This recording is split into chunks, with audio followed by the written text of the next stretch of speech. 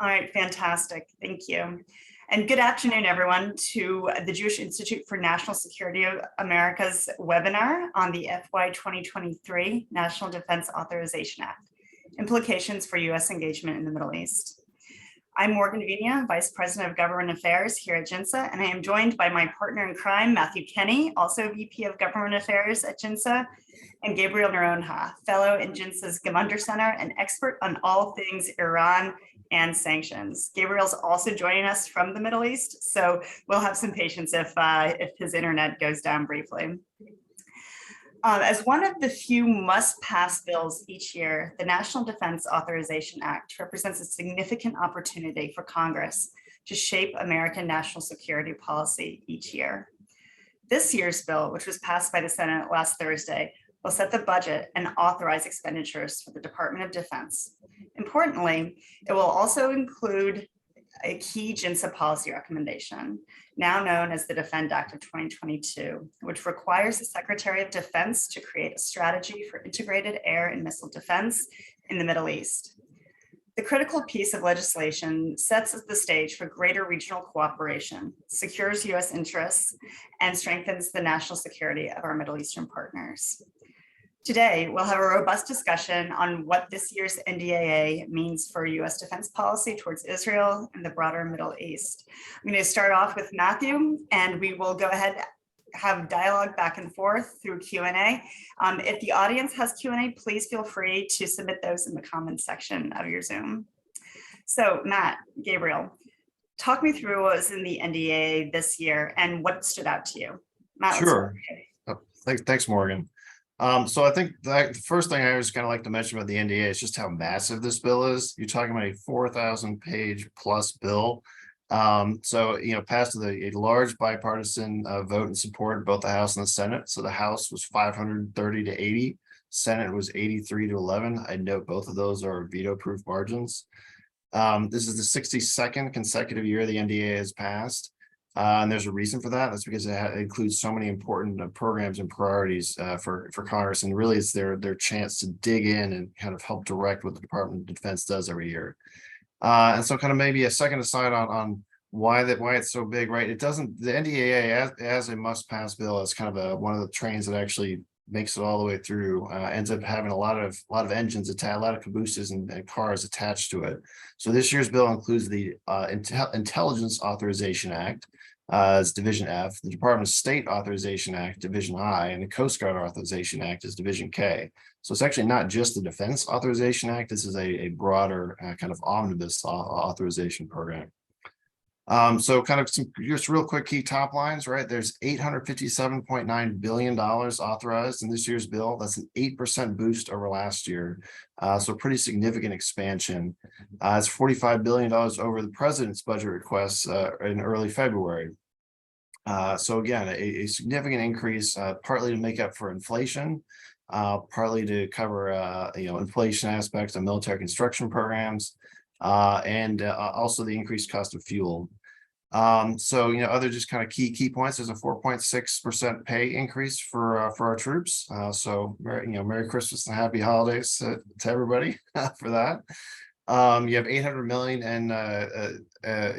in the Ukrainian Security Assistance Initiative budget line item, which is obviously key for the ongoing conflict going on between Russia and Ukraine there. There's roughly $10 billion in foreign military financing for Taiwan defense programs. And then maybe I'll stop there. This comes from the top lines. Happy to dive into some of the Middle East sections in just a second here. I think Gabriel wants to give you a chance to weigh in. Great, thanks. Gabriel, did you have anything to add to that? Yeah, so look, I think one of the big overarching themes this year, sort of as Matt talked about, is how the defense authorization is really taking up the whole government's role in authorization. Usually you have a lot of other committees which will pass their own authorizations act. This year it's been getting a lot worse in terms of process, where everyone is trying to glob theirs on. As a result, you've actually sort of seen the defense committees and really the Pentagon as a proxy gain a lot more oversight power than all their other committees. And that's not always a good thing. The State Department Authorization Act didn't really have any substantive oversight over the State Department. There aren't really any significant changes there. And so most of the reports and things that we're seeing in this bill are really requiring the Secretary of Defense to do something. And he's really being put in this position by Congress, where he's starting to do a lot more. The whole Pentagon is starting to do more of the foreign policy making than the State Department and Treasury Department. That's not a good trend. That's not where the authority should be. On sort of Iran, more specifically, if there's one theme from this year's bill, it's that Congress does not trust the administration to do the right thing on Iran. We'll dive more into it a little bit, but there's several prohibitions on what the U.S. government is able to spend money on, mostly about transferring money to Iranian-backed terrorists. And there's a lot of reports required from the administration to Congress to report on things where they just don't feel like the administration's been doing the right proactive thing. And I'm sure we'll dive more into there. Thank you. Thank you. So, Matt, turning back to you for a minute here, how did you see the NDAA really support the U.S.-Israel bilateral defense and security relationship? That's a great question, Morgan. I think there's three key elements I'd highlight here. One is it fully supports the 2016 Memorandum of Understanding between the United States and Israel and the President's budget requests for key missile defense procurement programs. So that's Iron Dome, as $80 million authorized for Iron Dome. David Sling, their intermediate range missile defense system, is $40 million for that, and then Arrow 3, $80 million for that. So these are key kind of three joint missile defense systems that are co-produced between the U.S. and Israel. It's actually split 50-50 in terms of the funding for that.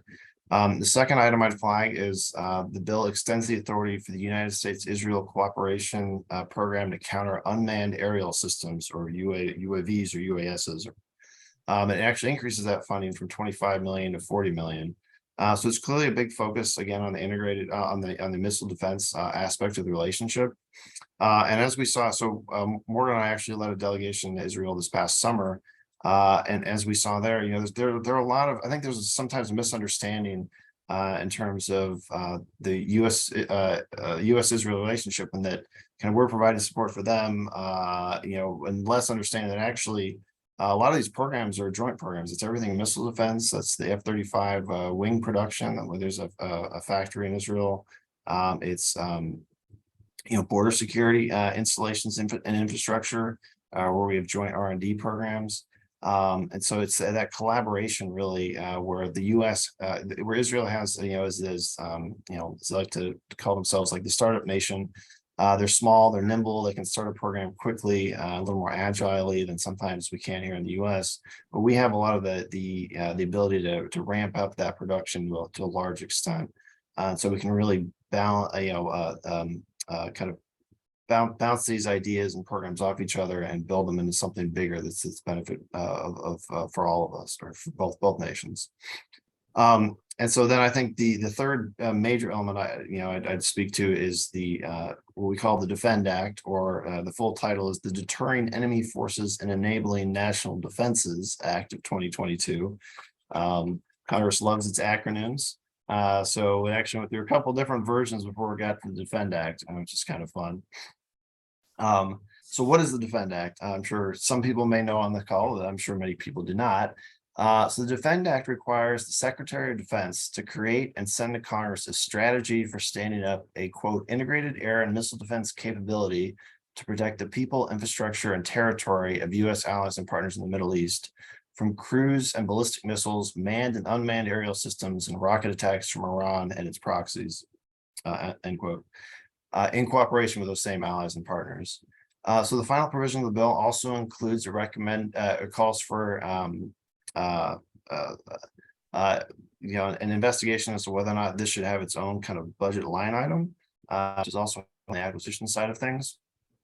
And the Defend Act, why we at Gents love the Defend Act so much is that Defend Act was directly inspired by a report that came out in January, A Stronger and Wider Peace, a U.S. Strategy for Advancing the Abraham Accords. So we were really pleased to see that this bill kind of make it through to the final process. When we first introduced the idea and we're kind of briefing it on our report in January, we were talking to a lot of different offices, talked to the Center Armed Services Committee, professional staff members, and there was clearly a lot of interest in kind of digging in and diving into this, the integrated air defense angle and building out the Abraham Accords.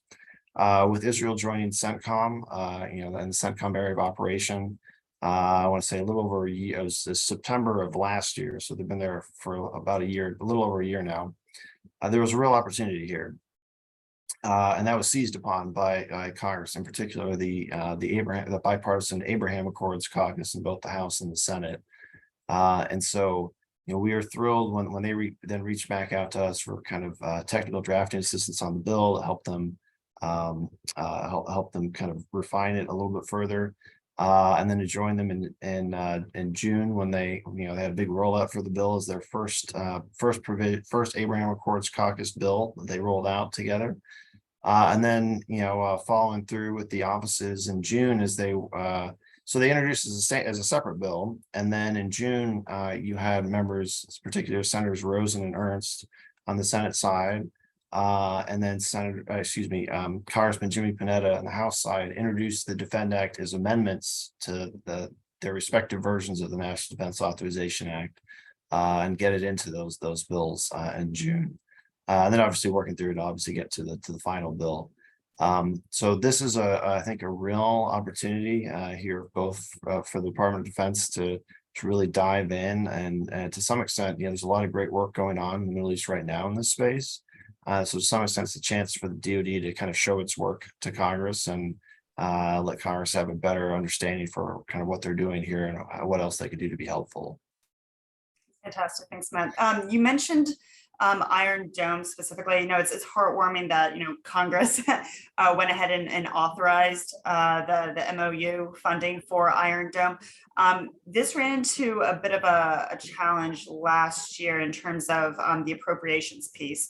You mind reflecting a little bit on that and where we see where does this authorization for the MOU go next? So that's a great question. I think overall, I think it helps show that there remains very strong bipartisan support for the Iron Dome and missile defense systems. What we saw last year was that after the 2021 conflict in Gaza, that the Israelis were looking to replenish some of their Iron Dome missile batteries that they utilized to protect civilian infrastructure and people, both Arab and Israeli, in Israel. And what you ran into, this is the outgoing Congress here is actually very closely split. The Democrats only have I want to say it's in the House a 9-seat margin, and the Senate it's been split 50-50 with Vice President Harris providing a tie-breaking vote. So what that means is that it's very small groups on the House, small groups of members have the ability to kind of throw a monkey wrench in the works. On the Senate side, you always have one senator that can throw a monkey wrench in the works, but it's even more so when it's 50-50 split. And so we saw the House Progressive Caucus actually object to the inclusion of additional Iron Dome funding as part of a broader omnibus bill or kind of big appropriations package. And so Speaker Pelosi had to pull out that Iron Dome funding from that broader package. And so to some extent that made something that shouldn't be controversial. This is a purely defensive system. It's not offensive in any way, shape, or form. It should be, in a sense, the least controversial aspect of our security relationship with a close partner, and kind of made it controversial a little bit, right? They then had to pass a separate bill to try to fund it. And then when it went over to the Senate, you actually had an objection from Senator Rand Paul who wanted to come up with the funding, the extra funding for Iron Dome from an Afghanistan kind of counterterrorism account that was no longer needed. So basically, you got kind of both the House and the Senate, you got kind of caught up in with a few members kind of objecting to it. Now, it eventually passed, right? It's part of another broader appropriations package. But that, I think I want to say it took 8 to 9 months for it to finally get across the finish line. And so you think about, crisis situation like we're seeing something like Ukraine, right? Where things on the ground can adapt and adjust very, very rapidly. And it's a lot easier to, you don't really want to be in a crisis situation having to frantically trying to surge capability. It's much easier to have that capability in place prior to any sort of crisis. So that kind of raised some concerns. So it is good to see that at least on the fundamental, funding under the memorandum of understanding that there weren't any fireworks this year on that. Great, thanks, Matt. Gabriel, turn to you. You focus a lot on Iran and specifically the Biden administration's attempts to return to a nuclear deal, JCPOA. How do you see, well, let's put it this way, how does the NDAA affect the administration's attempts to return to the JCPOA or a similar nuclear agreement with Iran? And what are the opportunities for Congress to actually influence the White House's decision-making on this? Sure. So the bad news is it doesn't really direct the president's ability to get back into the JCPOA. There were a lot of attempts to do that early in the making of both of the bills, but ultimately the version that both the House and the Senate adopted didn't include any of the things that would really tie the president's hands. But what they do is sort of show where this Congress's red lines are. One provision said that the Department of Defense can't use any of its funds to transfer pallets of cash to Iran or other currencies. That's an ode back to 2016 when, as part of the JCPOA, the US military loaded $1.7 billion of dollars and euros and helped it fly to Iran as part of a hostage deal. So if the US wants to do anything like that, again, it's simply out of the option and they have to find other ways. They're also prohibiting any funding that's going to be used for the Badr organization. That's an Iranian-backed, it's not technically a terror group according to US law, but it acts in many of those ways. And that funding is prohibited. There's a lot of other parts of this bill which are basically designed to degrade the administration's information efforts if it chooses to go back into a nuclear-like deal with Iran. For example, there's a hearing that should happen in the next month or so that would have a member of the military describe in an unclassified manner how that sanctions relief would actually be used to fund terrorism. There's other reports due to Congress about how the administration is supposed to stop Iran's assassination and terror efforts abroad. One of the largest parts of the Middle East section is over 20 pages that is strengthening Congress's oversight role by mandating that the administration submit a diplomatic strategy to Congress on Iran.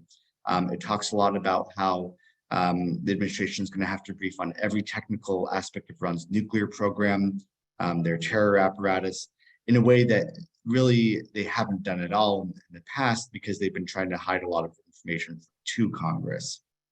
There's been far fewer hearings from the administration in the last 2 years than there were in either the Trump administration or even in the Biden in the Obama administration, when they actually came to the Hill quite often. So all these things are designed to increase Congress's role of being able to determine whether there's bad provisions in any deal. There's a lot of opportunities in this new coming Congress, though, for especially the House of Representatives, but also the Senate, to really put an end to the JCPOA.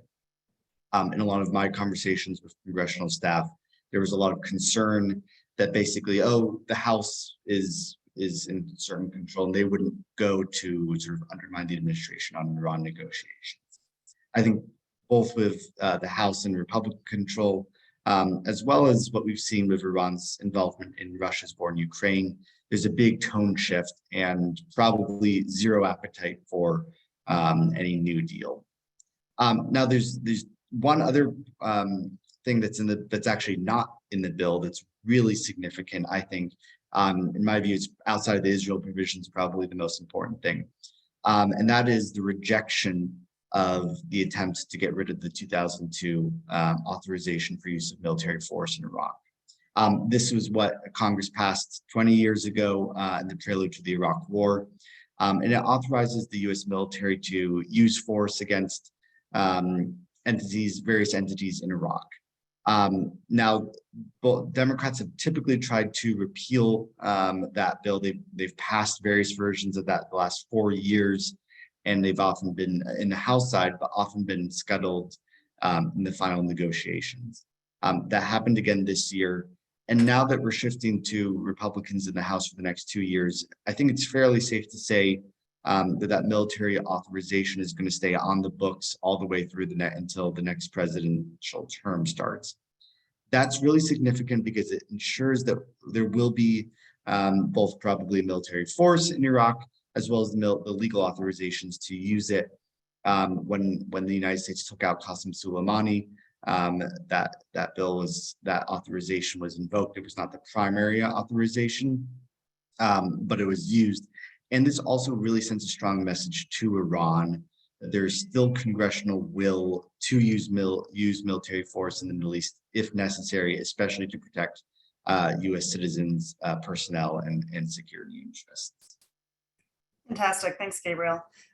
Matt, turning back to you, you addressed the Defend Act earlier. This, as you mentioned, this was a groundbreaking achievement, particularly given the bipartisan support behind the act. What are some opportunities for Congress to build on this? So I mean, the Defend Act is obviously the first step, but I think there's a lot of interest in Congress overall in terms of finding opportunities to engage on how we can expand and deepen the Abraham Accords. So, our JINS's report last January focused a lot on both integrated air and missile defense, which the Defend Act obviously addresses, but also a lot of maritime security. So there's potentially some space in the next Congress to engage some more there in the kind of maritime space. A third area might be space operations or intelligence sharing. There's really honestly quite a lot of opportunities here for Congress to kind of dive in and play a role in this space a little more than they have to date. Kind of a little bit on the side, actually on the maritime security side of things, right? The Coast Guard, U.S. Coast Guard actually has our biggest kind of foreign deployments actually to the Middle East, in part to protect international waterways, and already does a fair amount of work supporting the Saudi Coast Guard operations and some other air partner nations. So there's potentially an opportunity to dive into that a little bit more from the Homeland Security Committee perspective. I'll stop there. Okay, great. Thank you. So, gentlemen, talking a little bit about process here with the NDAA, these last few years, it seems that the NDAA is passing later and later in the year. What accounts for this? Walk me through the process and how politics is really throwing a wrench into this. Gabe, why don't we start with you? Sure. So I've worked on 4 NDAAs in my time in Congress, some as just more of an observer, and then 2 years I was actually sort of negotiating the process. I was the negotiator between the House and Senate and worked with all the parliamentarians. I think a lot of this has to do with things completely extraneous to the NDAA, but very reflective of sort of Congress's general dysfunction. This year we saw in the final stages, we saw all sorts of bills trying to be tacked on to the NDAA, things about journalism, things about environmental issues. Again, nothing having to do with the substance of the bill. These sort of resulted in hostage taking by various members of most of the House because they weren't seeing their priorities get votes. On the Senate floor, back in the day, you would see a sort of a long process for votes to be actually held on amendments. Now, I don't think we've seen an actual amendment vote on the NDAA in I think 3 or 4 years now. This is also it's a symptom of broader congressional dysfunction that there's not floor time being given for votes on any issue of the day. Everything seems to be done on big omnibus bills, and the rest of the floor time is used to pass judicial nominations or other nominations because there's not as much buy-in from the minority side in regardless of which party to expedite things. That's not very good. That means that ultimately it's good for congressional staff on the committees who end up basically making all the decisions. It's not good for members who aren't going to get a say in the process. It's not good for the public because you don't get to see more of the real details of how this bill is being built. And I'm afraid that it's really a symptom of Congress breaking down as an institution where you're able to actually have a really strong say in the process. And fortunately, the NDAA has passed 62 years now, but you're seeing more and more bills sort of get jettisoned, more process get devolved to the executive branch. I'm concerned that down the road, the NDAA might be sort of another victim of just broader congressional trends. Matt? So I'd first of all, I concur with most of what Gabriel said. I think there's he's very much on point in a lot of that. I would say to emphasize the point, right, that the NDA again, it keeps passing out. It's passed every year. It's 62 years in a row. So again, it becomes one of the few must-pass bills, which again means that everybody tries to get something on it. Now, why, even just in the past few years, why it's gotten kind of worse and worse and devolved, I would say to some extent this goes back to when Harry Reid was a majority leader over 10 years ago, and he started kind of restricting the number of amendments that could be offered by the minority Republicans at the time. And you started to see that the process in the Senate become more and more restricted in terms of what people could actually offer for amendments on the floor.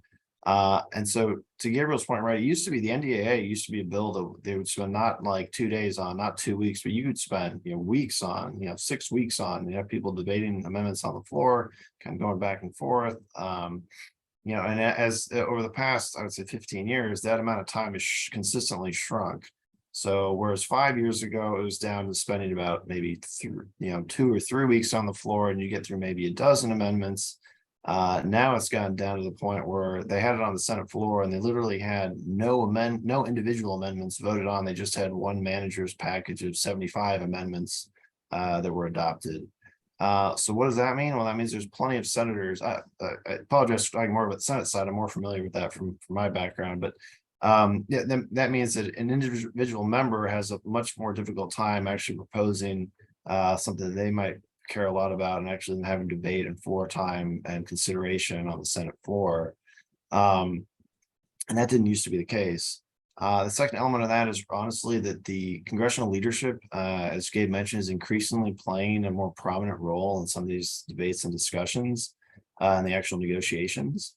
So it used to be, right, so you had a bill come out of Senate Armed Services Committee, and the two people to be managing the bill on the floor would be the chairman and the ranking member. And they could kind of hold off if somebody was proposing something that was really out there and not germane to the issue being discussed. They would hold off their side from offering an amendment that would disrupt the process. That's kind of broken down increasingly as well, and so you have individual senators. I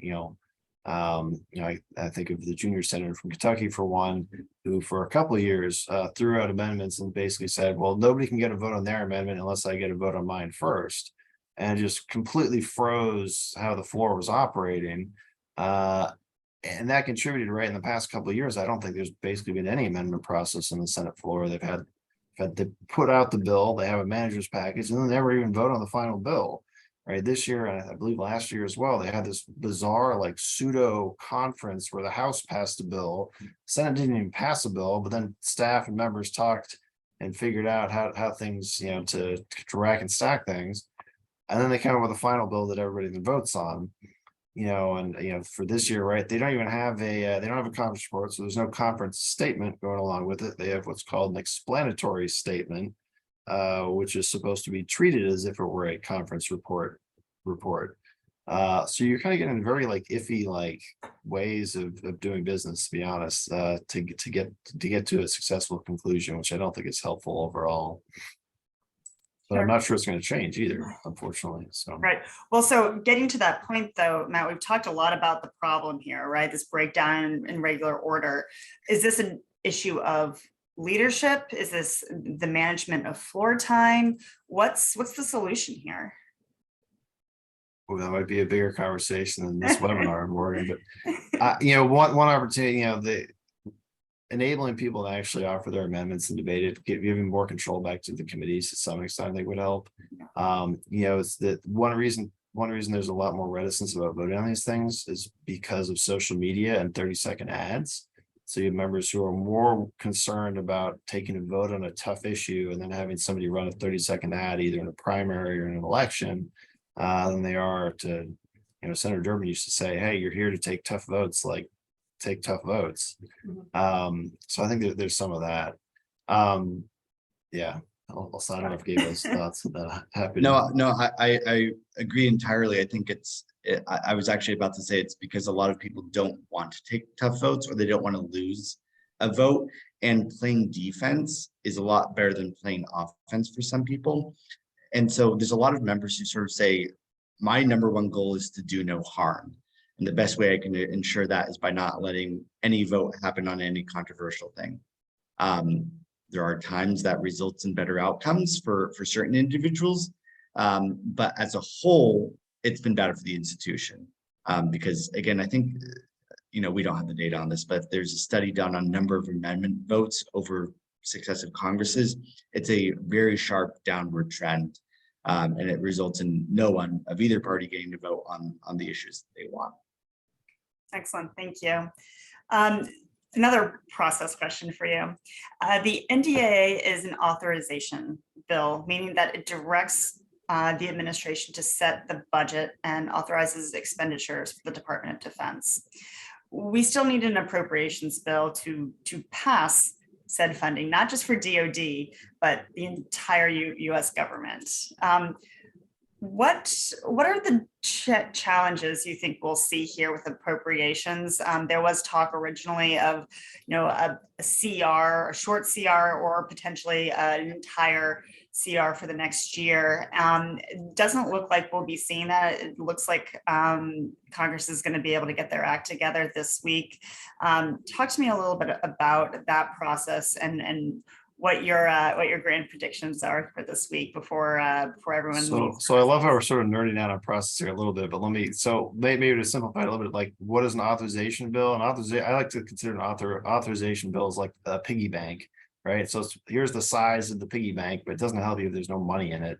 So the appropriations bill is then putting the money into the piggy banks, right? So it's great that we passed an NDAA. You have all these empty piggy banks, but it's actually irrelevant unless you have some money in those banks.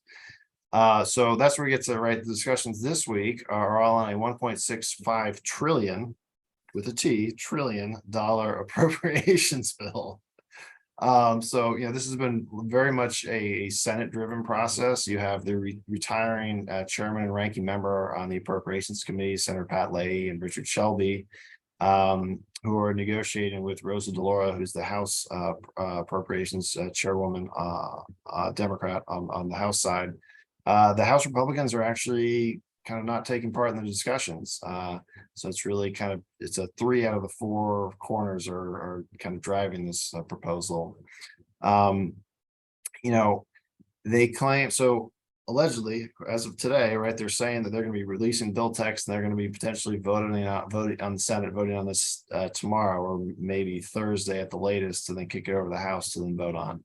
We'll see. Again, this is when you're talking about a bill of this length, it's going to be a multi-thousand page bill. There's a lot of things just procedural, like literally like getting the bill written up so that people can see it and vote on it can be a problem when you get to, just paper of this magnitude. So Republican leader McConnell's been insistent that we intend to stay on the road home on the 23rd. We will not be back here between Christmas and New Year's. If we can't meet that deadline, we'll pass a short-term continuing resolution or CR. So Congress actually works best when they're up against the deadline. So the end of the year, traditionally the biggest one, the second biggest one being the August recess. And so I actually have some confidence they're going to get this done and then get out of town for Christmas and New Year's. I was in the Senate during the Affordable Care Act debates, and that was actually, I think, the most number of days in continuing session since the debates leading up to the U.S. entry into World War I. So we even finished that on December 23rd. So if those debates were intense enough and they could still kind of close up shop and get home, I am confident that they will do something to at least close up shop here in the next few days. And whether or not they'll quite get to the omnibus, maybe a little more uncertain, but I actually think they'll manage it. I mean, maybe you guys might disagree. I think Gabriel, one are you interesting. as optimistic? Well, so I think the interesting thing is the dynamic of the House leadership change. And if I'm a either Senate or House Democrat, I would say I want to get a full omnibus passed as soon as possible that is not bleed into January. Because once January hits, instead of Speaker Pelosi being the negotiator for the House side, it is Speaker McCarthy or whomever that might be. Yeah. Being the negotiator there. That's not good for negotiating leverage. House Republicans have indicated they are going to fight with hell or high water to cut spending. So it's very much in Democrats' interest to cut a deal with McConnell sooner rather than later, and probably do a full one. So I think they're actually going to be, they're not in as nearly as strong a negotiating position as they might think they are, because because they're in government, they don't want to have a government shutdown, and they don't want to have a short-term CR. So that gives, even though we currently don't have, Republicans don't have any branches of power currently, they're fighting like they do. Mm-hmm. So that brings me to the question about sort of the 118th Congress coming up. We'll have a lot of changes in committee membership and leadership come January. What do you think the committee priorities will be, and what opportunities do you think they will have to shape defense and security policy? So that's a great question, Morgan. I think the first thing I point out, right, that there's actually a fair amount of turnover, at least on the Homeland Security Committee in particular. I lost 10 members here. We got 7 Democrats and 3 Republicans are leaving, either because they retired, ran for office, other races, or lost a primary. So there's a little bit of turnover there. We have a new incoming chairman, Mike Rogers, Republican from Alabama. I think Adam Smith is likely to continue as ranking member, Democrat from Washington. The Armed Services Committees tend to work in a much more bipartisan fashion than a lot of other committees, partly because they pass the NDA every year. So there's a lot of incentive to keep up that momentum. I think there's going to be a lot of focus on Russia and Ukraine. There's going to be a lot of focus on China. Likely to be a special committee dealing specifically with China in and of itself. And then I think that third kind of interesting element, there's actually going to be an increase in the number of veterans coming in the new Congress. There actually, I think there was quite a high number. There's 196 veterans that ran for office this last cycle, many of who were facing off against one another. 87 won. This has been the largest field of individuals with military experience running for office in about a decade. And we have, I think the final count now is 97 or 98 who are going to serve in the 118th Congress in January. That's an increase of at least 6 from this current Congress, which is actually a larger increase than we've seen in quite a number of years. So that may not, 6 additional may not seem like that much at the margins, but it's actually been a pretty consistent decrease in the number of veterans serving in Congress over the years. So that'll help give a little bit more understanding and think oomph to some of the oversight from Congress. You'll have more people who have worked at a number of kind of levels of capabilities within the Department of Defense and the military, and so they'll be less likely to be browbeat, honestly, by the Department of Defense and its many officials. Kind of hold their feet to the fire and try to get some answers to some of the key questions they want answers to. Thanks, Gabe.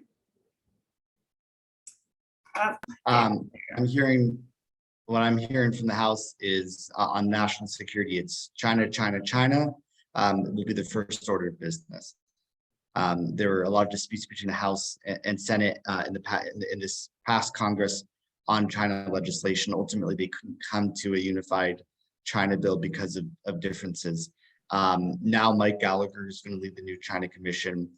He's going to have to work with the House Foreign Affairs Committee, with Commerce, other committees to get something out. And after that, I think you are going to see sort of a small tonal shift on Russia-Ukraine aid. But I've been assured that military aid will still be coming through. There's just going to be more oversight, particularly over the economic and sort of humanitarian aid. I think the third issue will be Iran. There are a lot of conversations happening with committee staffers, with rank and file members of what legislation should be passed. And I think at the end of the day, it's going to have one clear message, which will be the JCPOA is dead. I think that's sort of been clear to a lot of folks, both inside the administration, inside Congress in the last few months. But with change in leadership over the Republican side on that House, it would make an extremely painful process to get this deal through Congress. They can probably still manage to get it through because the oversight provision is very weak. But it would bloody and bruise the administration to have that fight. Sure. I don't think so Gabriel, can you go back a little bit and talk about Congress's role in approving any sort of Iran deal and why that's so important? So the operative law here, unfortunately, is not the Senate's treaty ratification because the administration has realized it won't submit it as a treaty. It doesn't have the votes to get it, and so they're using a non-binding political agreement. Back in 2015, Congress passed the Iran Nuclear Agreement Review Act, INARA, to give itself some semblance of a voice in the process.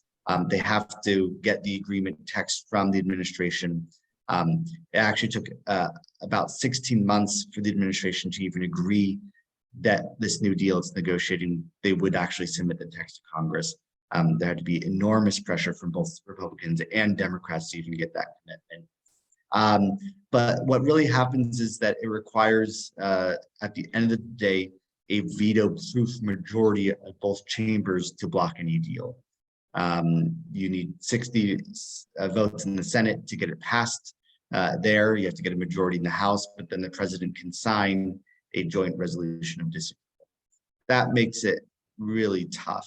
And the reason that the bill was written that way was because President Obama threatened to veto anything that gave him any less ability to get the JCPOA through. But I think this deal is pretty close to expiring now. We are now 10 months from the UN's missile ban and drone ban on Russia expiring. The conventional weapons ban has already expired.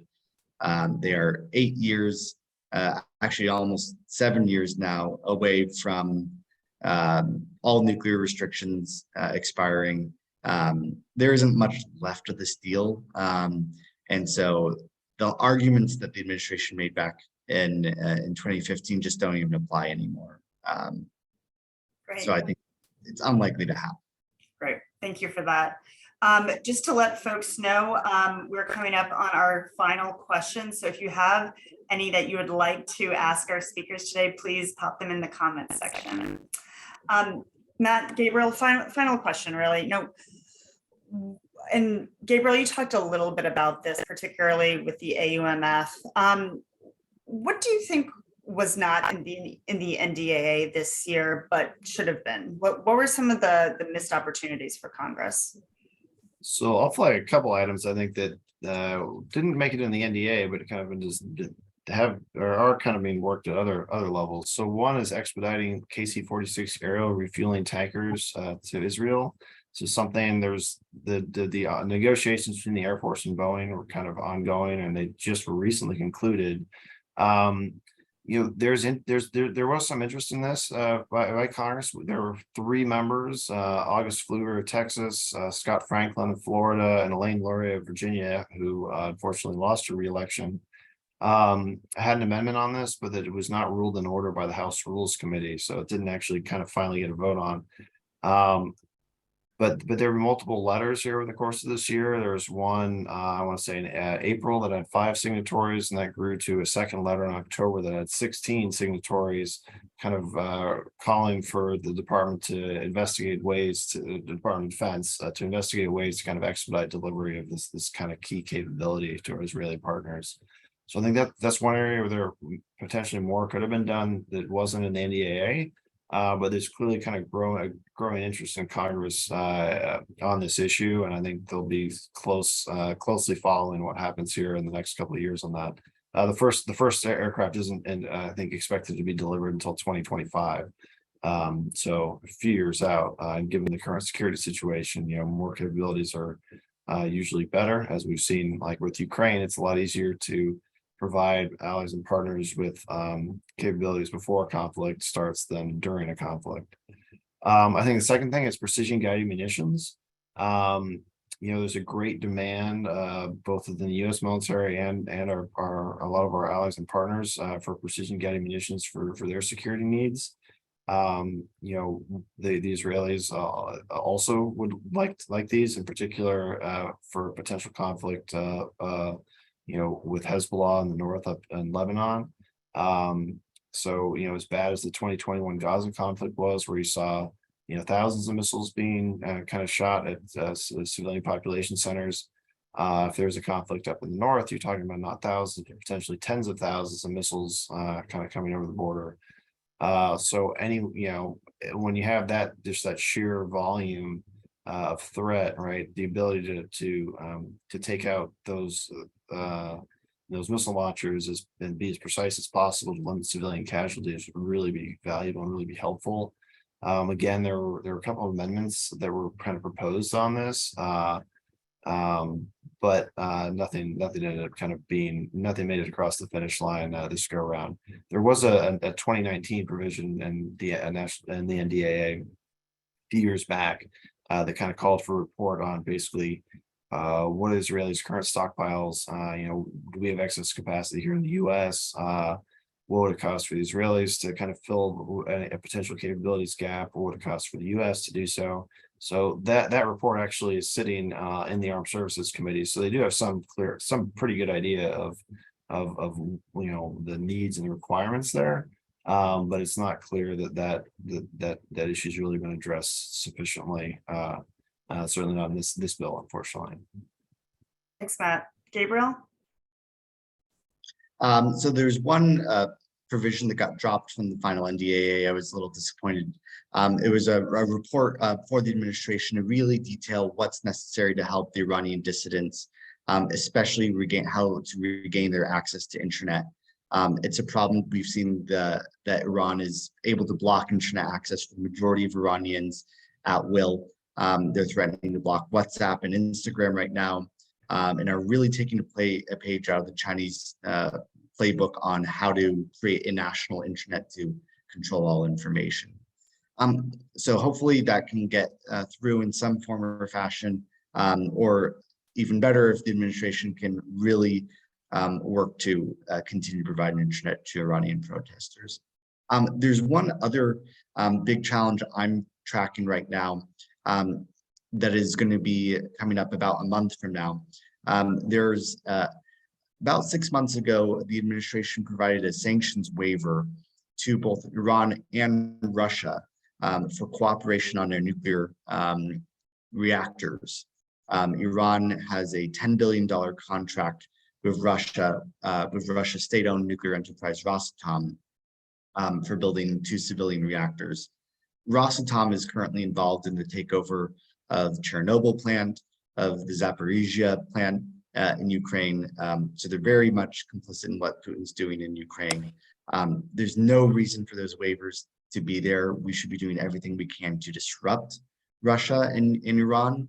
And so Congress has the opportunity, and I hope they act soon, perhaps even in this omnibus appropriations bill, to stop that waiver and that nuclear cooperation from happening. I think it's going to be one of the new fights in the upcoming Congress, especially on January 30th is the day to watch, when the administration may or may not continue that sanctions waiver for Iran and Russia. Fantastic. Thank you, Gabriel. Thank you, Matt. So that will conclude our webinar for this afternoon. We'll give everyone 8 minutes of their time back. We at GINSA are nothing if we're not efficient. So thank you very much. Happy holidays to everyone, and look forward to connecting with you in the new year.